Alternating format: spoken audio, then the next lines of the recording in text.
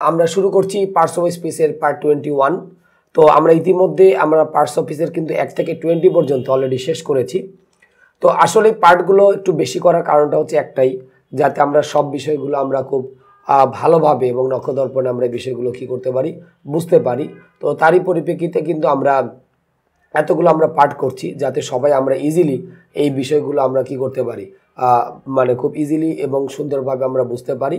তো তারই জন্য কিন্তু আমাদের এই পার্টগুলো একটু বেশি হচ্ছে আর কি, যাতে আমাদের এই বিষয়গুলো আমাদের মোটামুটি কি ভালোভাবে আমরা আয়ত্ত করতে পারি। তো এখন আমরা যেটা করব, আমরা হচ্ছে অলরেডি প্রোনাউনের 1 থেকে 9 পর্যন্ত নিয়ম কিন্তু আমরা শেষ করেছি। তো এখন আমরা আলোচনা করব রুল নম্বর 10-এ। তো রুল নম্বর 10-এ আমাদের কী কী বিষয় আমাদের থাকবে সেগুলো আমরা একটু দেখি। তো রুল নম্বর 10টা আমরা একটু আলোচনা করব হচ্ছে রিফ্লেক্সিভ প্রোনাউন। রিফ্লেক্সিভ প্রোনাউন, ওকে। রিফ্লেক্সিভ প্রোনাউন বলতে আমরা বাংলায় যদি বলি, যেটাকে আমরা সাধারণত বলে থাকি হচ্ছে কি আত্মবাচক সর্বনাম। অর্থাৎ আমাদের এখানে যে বিষয়গুলো আমাদের থাকবে, যে কোনো প্রোনাউন যদি কোনো কাজটা কি করতে পারে, নিজে নিজেই যদি কোনো কাজটা করতে পারে, তাহলে সেটাকে আমরা সাধারণত কি বলে থাকি, রিফ্লেক্সিভ প্রোনাউন বলে থাকি আর কি। তো রিফ্লেক্সিভ প্রোনাউন বলতে আমরা সাধারণত যেটা বুঝে থাকি, যে ওই প্রোনাউনটা নিজে নিজে আমাদের কোনো কাজ করবে। তো আমরা কয়েকটা উদাহরণ দেখি। সাধারণত সেলফযুক্ত যে ওয়ার্ডগুলো আছে সেগুলো রিফ্লেক্সিভ প্রোনাউন।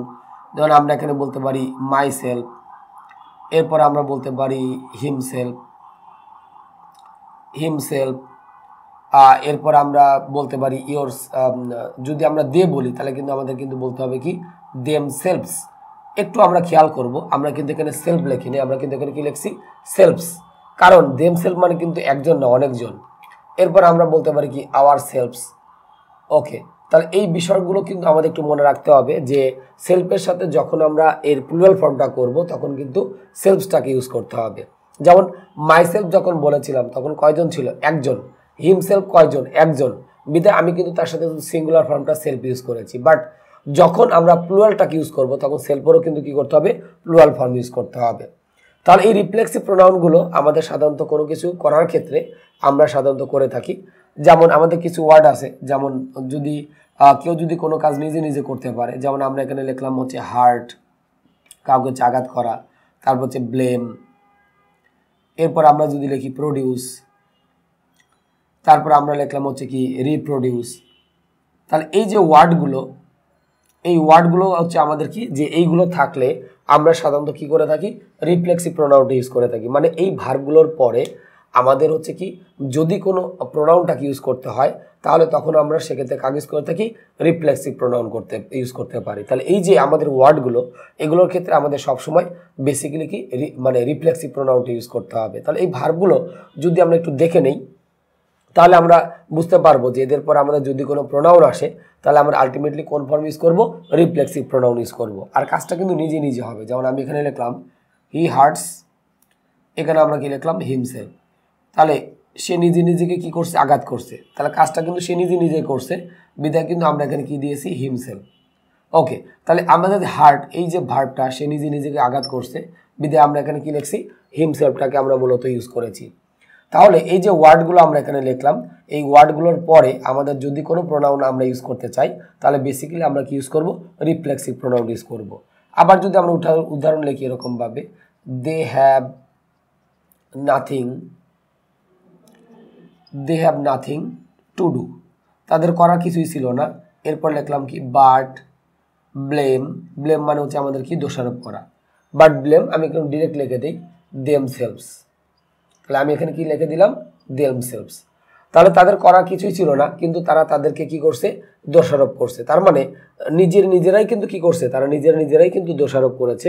তাহলে বিষয়টা ছিল এইটাই, যে এই যে আমাদের ভার্বগুলো মূলত যেমন my self, him self, them self বা আওয়ার সেলফ, সো এদের পরে আমাদের যদি এরকম আসে, মানে ভার্বগুলো যদি আসে, অর্থাৎ হার্ট, ব্লেম, প্রডিউস বা রিপ্রডিউস, এই জিনিসগুলো আসলে আমরা সবসময়ের জন্য কাকে ইউজ করবো, রিফ্লেক্সিভ প্রোনাউনটাকে আমরা ইউজ করবো, যেটাকে আমরা বাংলায় বলে থাকি আত্মবাচক সর্বনাম। আর এখানে কিন্তু কাজটা কিন্তু কি হবে, নিজে নিজেই হবে। যেমন আমি এখানে বলতে পারি যে ইউ, আচ্ছা ইউ না দিই, আমরা অন্য একটা দিই। যেমন আমি এখানে বললাম যে আই, এখানে আমরা লিখলাম হচ্ছে কনসুল। কনসুল মানে আমরা জানি কাউকে সান্ত্বনা দেওয়া। যেমন আই কনসুল, এখানে আমরা কি লিখলাম মাই তার সাথে আমরা এখানে কি দিয়ে দিলাম, সেলফ দিয়ে দিলাম। তাহলে আই কনসোল মাই সেলফ, মানে আমি নিজে নিজেকে কি করতেছি, সান্ত্বনা দিচ্ছি। তাহলে এই যে আমি নিজে নিজেকে সান্ত্বনা দিচ্ছি, তাহলে আমরা এখানে কোনটা ইউজ করলাম, আমরা কিন্তু এখানে অলরেডি রিফ্লেক্সিভ প্রোনাউনটাকে আমরা মূলত কি করলাম, ইউজ করলাম। তাহলে সেলফযুক্ত বাক্যগুলোই কিন্তু আমাদের সাধারণত কি রিফ্লেক্সিভ প্রোনাউন। আর এখানে ওই ওয়ার্ডটা আমরা একটু লিখে দিতে পারি, সেটা হচ্ছে কনসোল। ওকে, তাহলে এই যে ভার্বগুলো, এই ভার্বগুলোর পরে আমাদের যদি কোনো মানে হচ্ছে প্রোনাউন আসে, তাহলে আমাদের বেসিক্যালি আমাদের কি করতে হবে, রিপ্লেসিভ প্রোনাউনটাকে আমাদের মূলত ইউজ করতে হবে। তাহলে আশা করি আমরা এই বিষয়টা মোটামুটি বেশ ভালোভাবে আমরা বুঝতে পারলাম। তাহলে রুল নাম্বার 10 হচ্ছে আমাদের এ পর্যন্তই। নেক্সটে আমরা রুল 11 থেকে বাকি নিয়মগুলো আমরা শুরু করব। ওকে, তো এখন আমরা রুল নাম্বার 11 নিয়ে একটু আলোচনা করব প্রোনাউনের। তো ইতিমধ্যে হচ্ছে আমরা প্রোনাউনে 1 থেকে 10 পর্যন্ত হচ্ছে আমরা অলরেডি আলোচনা করেছি। তো এটাতে হচ্ছে আমাদের একটু সময় বেশি লাগছে, কারণ প্রোনাউনটা হচ্ছে আসলে একটু ডিটেলস। সো যেহেতু আমরা কোনো কিছু বাদ দিচ্ছি না, A to Z করাচ্ছি, এটা হচ্ছে মানে সবার সুবিধার্থে, মানে যারা শিক্ষার্থী আমরা যারা আছি সবার সুবিধার্থে আমরা একটু এই জিনিসগুলো A to Z করাচ্ছি, যার জন্য আমাদের পার্টগুলো কিন্তু একটু বেশি হচ্ছে এবং আমরা একটা জিনিস কিন্তু জাস্ট লেন্দি ধরে একটু আলোচনা করছি। তো আমরা রুল নাম্বার 11-এ যেটা আলোচনা করব সেটা হচ্ছে হু আর হচ্ছে আমাদের কি হুম, এই দুইটা বিষয় নিয়ে আমরা একটু আলোচনা করি বা ডিসকাস করি। তো আমরা একটা বিষয় জানি যে হুটা হচ্ছে আমাদের সবসময় কি সাবজেক্ট হিসেবে আমরা ইউজ করে থাকি। আমরা প্রোনাউনের ফরমেশনে কিন্তু দেখেছিলাম যে হুটা হচ্ছে সাবজেক্ট, আর হুমটাকে যদি ইউজ করে থাকি তাহলে আমরা কিসে ইউজ করব, অবজেক্ট হিসেবে বা অবজেক্টের মতো করে আমরা সাধারণত ইউজ করব। তাহলে বিষয়টা দাঁড়ানো হচ্ছে এটাই যে হুটা সবসময়ের জন্য আমাদের সাবজেক্ট হিসেবে ইউজ হয়, আর হুমটাকে যদি আমরা ইউজ করতে চাই তাহলে যে কোনো একটা ভার্বের অবজেক্ট হিসেবে বা অবজেক্টের মতো করে আমাদের কী করতে হবে, বেসিক্যালি ইউজ করতে হবে। অর্থাৎ হুটা হচ্ছে আলটিমেটলি যে কোনো একটা ভার্বের সাবজেক্ট হিসেবে আসবে, আর হুম আসবে যে কোনো একটা ভার্বের অবজেক্ট হিসাবে বা অবজেক্টের মতো করে। কারণ আমি যদি লিখি যে হু অবজেক্ট দিয়ে লিখলাম হুম, ক্যান ডু, তার সাথে আমরা এখানে কি লিখলাম, ইট। তো এই যে আমি সেন্টেন্সটা লিখলাম যে who oblique whom can do it, তাহলে যে কোনো একটা ভার্বের সাবজেক্ট হিসেবে আমি একটু পাশ দিয়ে লিখে দিই, সেটা হচ্ছে হু প্লাস হচ্ছে আমাদের কি, হু প্লাস হচ্ছে আমাদের কি সাবজেক্ট।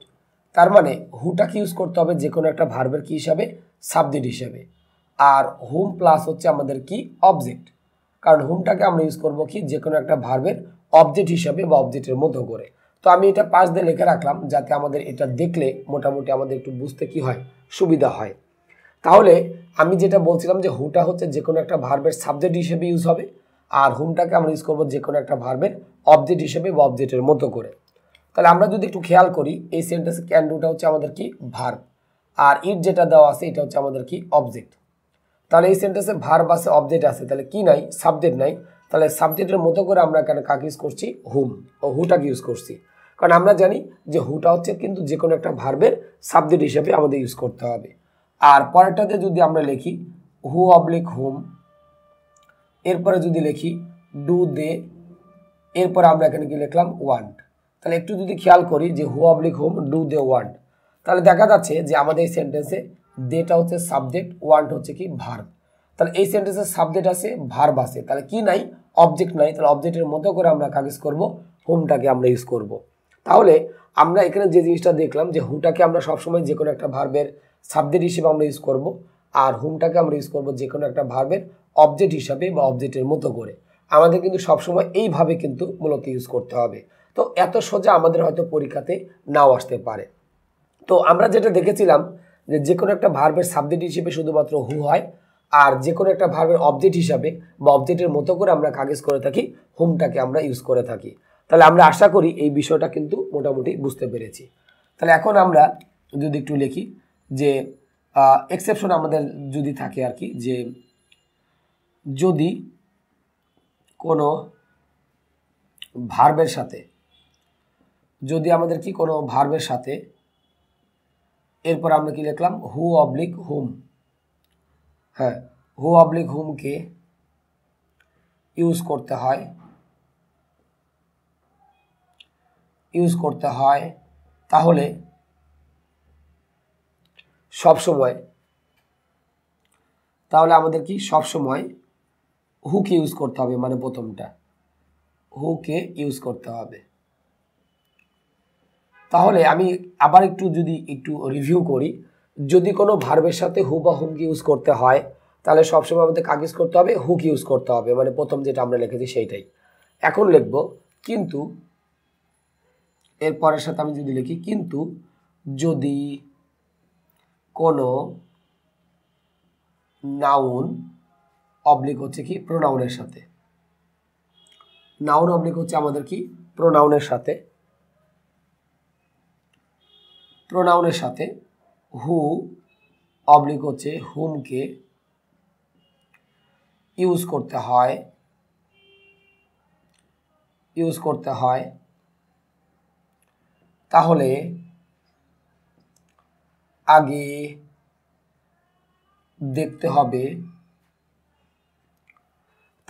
দেখতে হবে ওই সেন্টেন্সে সেকেন্ড কোনো ভার্ব আছে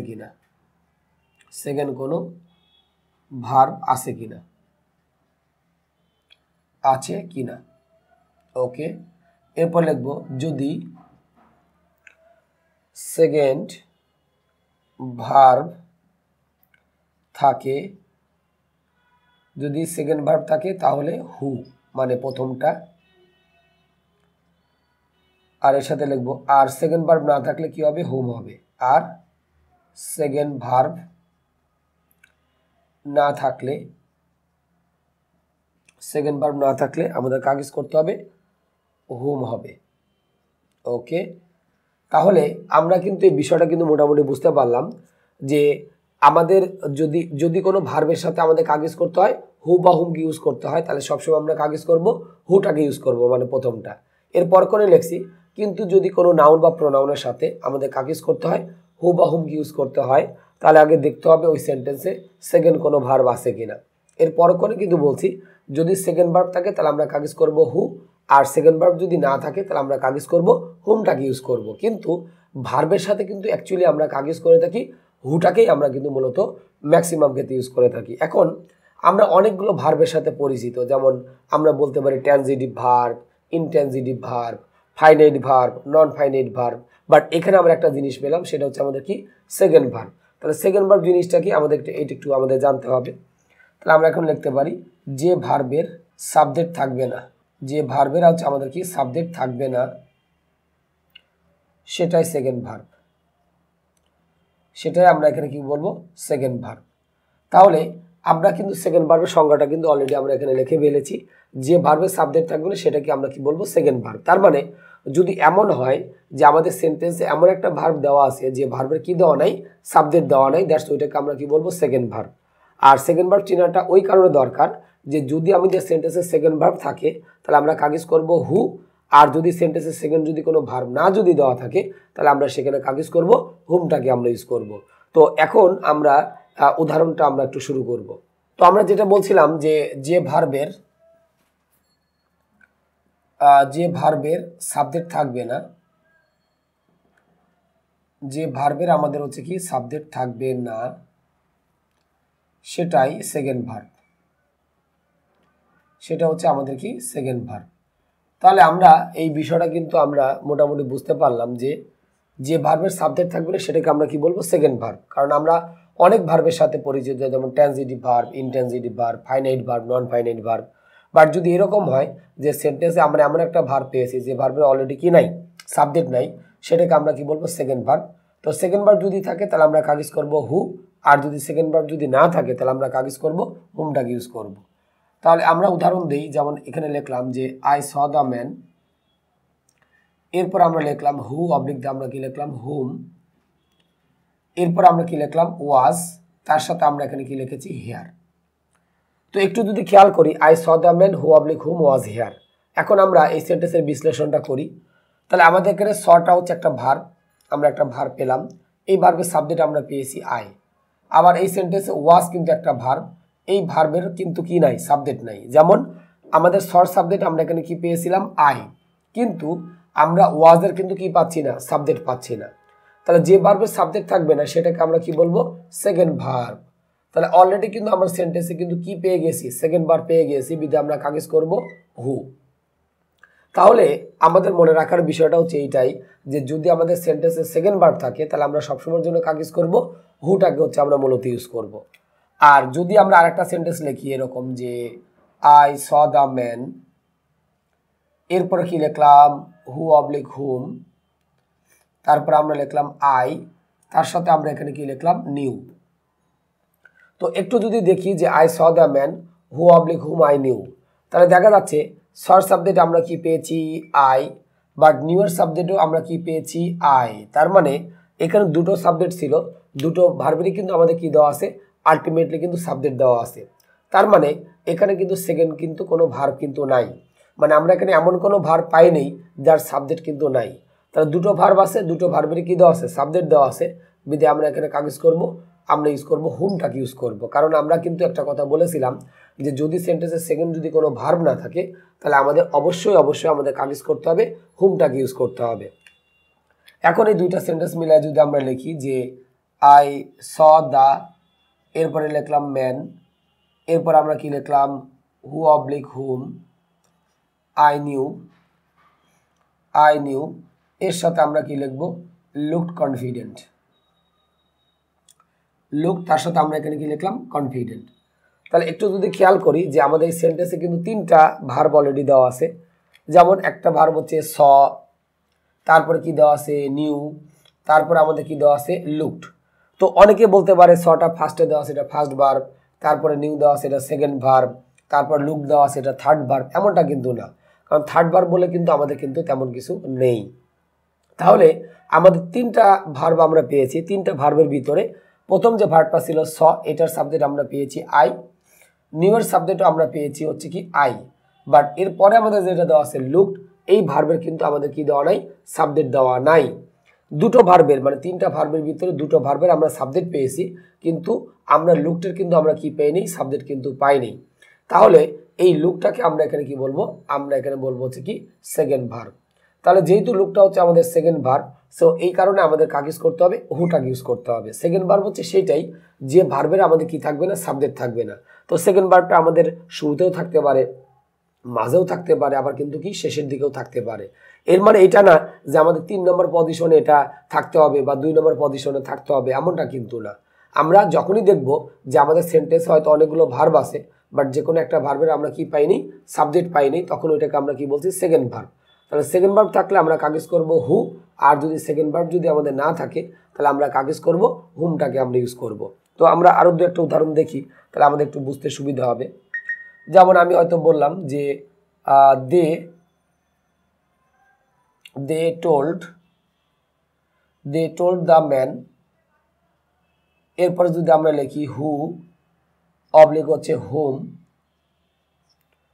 এরপর লিখলাম ইউ ডিরেক্টেড, এরপর আমরা লিখলাম হচ্ছে কি ওয়াজ হিয়ার, ওয়াজ, তার সাথে আমি এখানে কি লিখলাম হিয়ার। তাহলে এই যে আমরা সেন্টেন্সটা লিখলাম, এই সেন্টেন্সের মধ্যে কিন্তু অলরেডি তিনটা কিন্তু ভার্ব চলে আসছে। যেমন একটা হচ্ছে টোল্ড, একটা হচ্ছে ডাইরেক্টেড, আর একটা হচ্ছে কি ওয়াজ। তাহলে তিনটা ভার্ব অলরেডি দেওয়া আছে। তিনটা ভার্বের ভিতরে প্রথম যে দুইটা ভার্ব আছে, যেমন টোল্ডের সাবজেক্ট হচ্ছে আমাদের কোনটা দে, ডাইরেক্টেড সাবজেক্ট হচ্ছে আমাদের কোনটা ইউ, বাট ওয়াজের কিন্তু কি নাই সাবজেক্ট নাই। তাহলে যে ভার্বের সাবজেক্ট থাকবে না সেটাকে আমরা কি বলছি সেকেন্ড ভার্ব। কারণ আমি কিন্তু বলছি সেকেন্ড ভার্বটা আমাদের যে কোনো জায়গায় থাকতে পারে, এটা যে সেকেন্ড ভার্ব মানে আমাকে দ্বিতীয় পজিশনে থাকতে হবে এমনটা কিন্তু না। তাহলে আমাদের দেখা যাচ্ছে এই সেন্টেন্সে আমাদের কি দেওয়া আছে সেকেন্ড ভার্ব দেওয়া আছে। তাহলে যদি সেকেন্ড ভার্ব থাকে তাহলে আমরা এখানে কাগজ করব হু, কারণ আমাদের সেকেন্ড ভার্ব সেন্টেন্সে থাকলে কিন্তু আমাদের সবসময় কাগজ করতে হবে হুটাকে ইউজ করতে হবে। আর যদি সেন্টেন্সে সেকেন্ড যদি কোনো ভার্ব না থাকে তাহলে আমরা সেক্ষেত্রে কাগজ করতাম হুমটাকে ইউজ করতাম। তো তাহলে আমরা আশা করি এই বিষয়টা কিন্তু মোটামুটি বুঝতে পারলাম যে সেকেন্ড ভার্ব থাকলে হু হবে, আর যদি আমাদের সেন্টেন্সের সেকেন্ড যদি কোনো ভার্ব যদি না দেওয়া থাকে তাহলে আমরা অবশ্যই সেক্ষেত্রে আমরা কাগজ করব হুমটাকে আমরা ইউজ করব। তো আমরা আশা করি এই বিষয়টা বুঝতে পেরেছি এবং রুল নম্বর 11টা আমাদের কাছে মূলত ক্লিয়ার হলো। তো সেই সাথে সাথে আমরা পার্টস অফ স্পিচের পার্ট 21 আমরা এখানে শেষ করছি। নেক্সট পার্টে আমরা প্রোনাউনের আমাদের রুল নম্বর 12 থেকে শুরু করে বাকি যে নিয়মগুলো আছে সেগুলো নিয়ে আমরা মূলত ডিসকাস করব।